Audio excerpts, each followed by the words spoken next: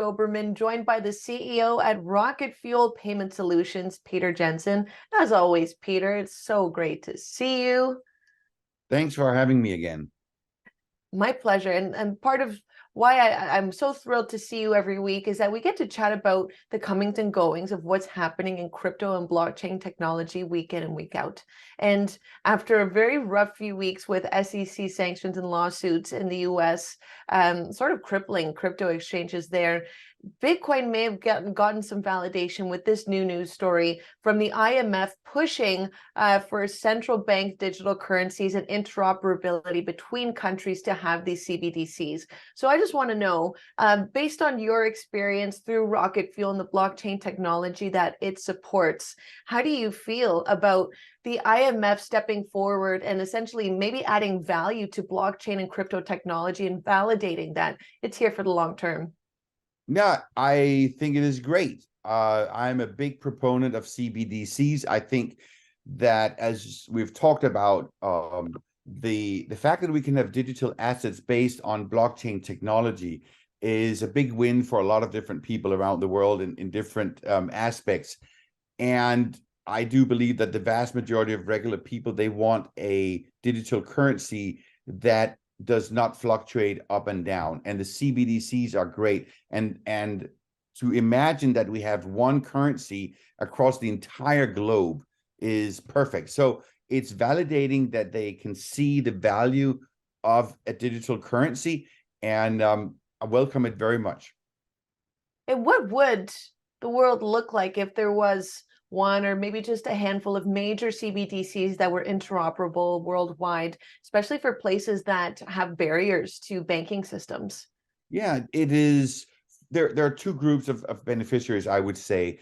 There are the billions of people, and literally it's billions of people who are unbanked in this world. They do not have a bank account for all sorts of reasons, which makes it super impractical. If you're living in a little village and you need to travel an hour by bus to pay your electricity bill, which is what people do once a month in many of these countries, if you can now pay that bill from your phone with a local or global currency that does not fluctuate, that is going to be a big benefit for them. The other thing is, for people like you and I living in the Western world, it just means more convenience, more flexibility, better security, and lower costs. You know, we're all paying the 5% or whatever that the merchants are paying in credit card fees. We don't feel it, but you can be sure it's added to the bill.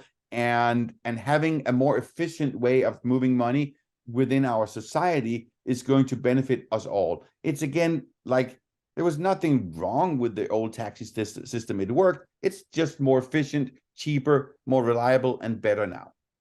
That's basically blockchain and cryptocurrency in a nutshell, Peter. And in terms of the week that we're seeing so far and how sort of crypto technology has been validated after a rough few weeks, we're seeing not only that BlackRock coming out with Bitcoin ETFs and other major banks making their push forward, but we're finding out like over 100 central banks have already been pushing for their own infrastructure for CBDCs. So in terms of people maybe on the fence or that are hesitant about crypto technology and blockchain because it's hard to understand at times, what kind of a point does this make in terms of the longevity?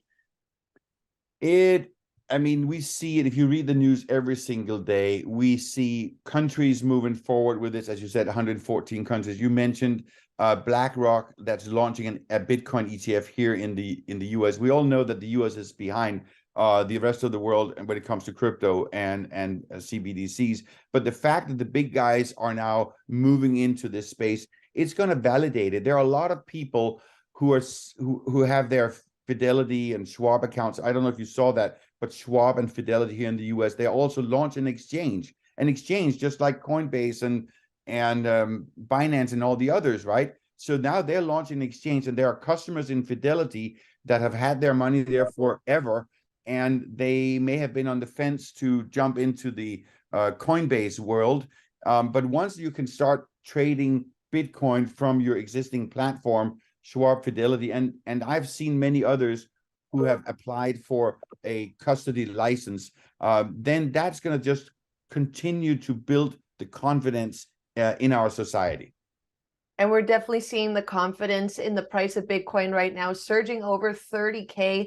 Definitely a good week. I mean, good news and bad news is always swirling around cryptocurrency, but right now, Bitcoin's looking good. Peter, thank you so much for sharing your thoughts on this. Thank you. Again, the CEO at Rocket Fuel Payment Solutions, Peter Jensen.